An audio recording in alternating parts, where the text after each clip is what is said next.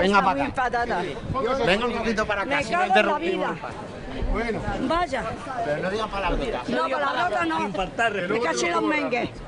Venga. Pues eso, un poquito. ¿Qué es lo que le ha sorprendido? Pues mire usted que vengo yo, que estoy aquí veraneando y vengo aquí a la catedral, que es la primera vez, que yo creo que esto es España, ¿no? Yo no tengo mucha cultura, pero me creía que esto es España. Cuando estuve en Inglaterra, sabía que allí se hablaba el inglés, que no me entendía ni yo a ellos. Y tuve que aguantar, pero vengo aquí, que esto me creo yo que es España. Y resulta que empieza el cura y habla que si Deu, que si le falta el Deu, que si no sé qué, que si no sé cuánto. Pero esto que es lo que es, ya Prado, y eso que es Prado ni Prado.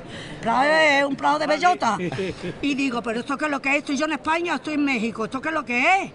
Y he cogido y me he salido, y eso tenían que ver eso, todo el que está dentro y se siente español, salirse fuera, porque escuchar en España una misa en lo que sea, que no sé eso es lo que es. Si catalán, pues yo que sé lo que es. Lo que sí sé que le faltan las palabras, porque en realidad se entiende todo.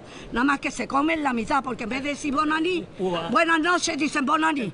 En vez de decir adiós, dice Deu, que le falta. Siempre van para tirar para adentro. Y yo cogí y me he salido. Y una Y cosita. me han dado el día. Cambiando de tema ya. Sí. ¿Ustedes han venido aquí? ¿Sabían que viene la familia real hoy? Sí. Sí, a la familia real también le van a hablar en Deu. Ya veremos luego. Ah, pues no lo sé, pues no tendrían que estar dentro, tendrían que hacer lo mismo que he hecho yo, salirme. Y mucha gente que se han salido también, porque es una pena. Yo bastante tuve cuando fui inmigrante de irme a Inglaterra y escuchar lo que no entendía, pero aquí en mi tierra había yo eso. Es la primera vez que vengo aquí, la última, desde luego, yo ya no vengo más aquí. ¿De dónde son ustedes? A Canarias, yo de Granada. De Muy Granada. bien. Y Pues ya está. muchas gracias. Sobre todo española, sea de allí, sea de aquí, española, Aquí viene es lo los que reyes. soy.